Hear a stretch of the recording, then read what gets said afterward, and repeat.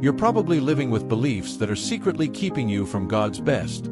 Beliefs you've held for years, maybe even your whole life, thinking they were harmless. But here's the truth. These beliefs are dangerous.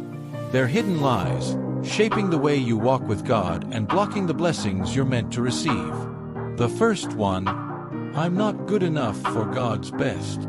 It's a lie from the pit of hell, designed to keep you stuck in self-doubt and guilt.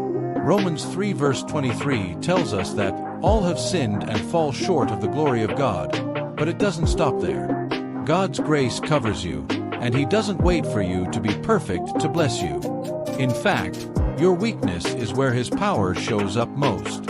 Yet, too many of us fall into the trap of thinking that we must earn God's favor, that we have to be flawless to experience His greatness.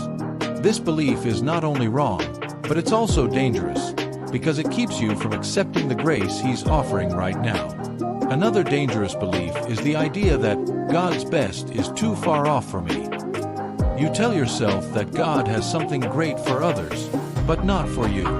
You might even think that His promises are for the spiritual elite, but that's a lie straight from the enemy. Matthew 7 verse 7 says, "Ask, and it will be given to you. Seek, and you will find."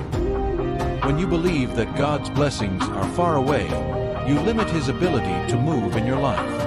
What's shocking is how many believers settle for less, thinking God doesn't have something better for them now, when the truth is He's ready to move in ways you can't even imagine. And then there's the belief that God will do it my way.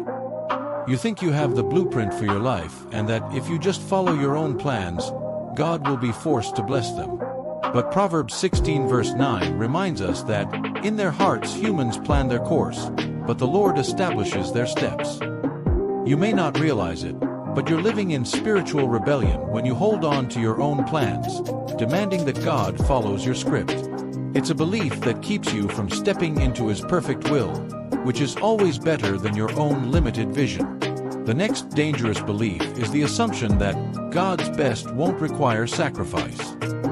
Maybe you're waiting for a life of ease, comfort, and perfect peace without any pain or loss. But Jesus didn't promise you comfort. He promised you peace in the storm. Matthew 16 verse 24 says, "Whoever wants to be my disciple must deny themselves and take up their cross and follow me." This lie can be especially dangerous because it's the belief that keeps you from pushing through when things get tough.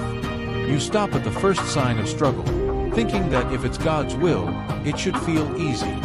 But the truth is, God's best often comes with a cost, and it's through the fire that you're refined into the person He's called you to be.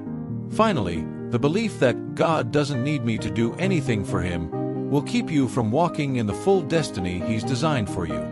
It's easy to believe that God is sovereign and that His plans will happen regardless of our actions. But He calls us to partner with Him, and James 2 verse 26 makes it clear that faith without works is dead. If you believe that your actions don't matter, you'll find yourself stuck in complacency, never stepping into the fullness of what God has for you. God doesn't need your works to save you, but He does need your obedience to fulfill His will through you. These beliefs are dangerous because they create a wall between you and God's best, keeping you from experiencing His fullness, His provision, and His purpose for your life. So what are you going to do about it? Will you continue to live in these hidden lies, or will you choose to confront them and step into the greatness God has for you?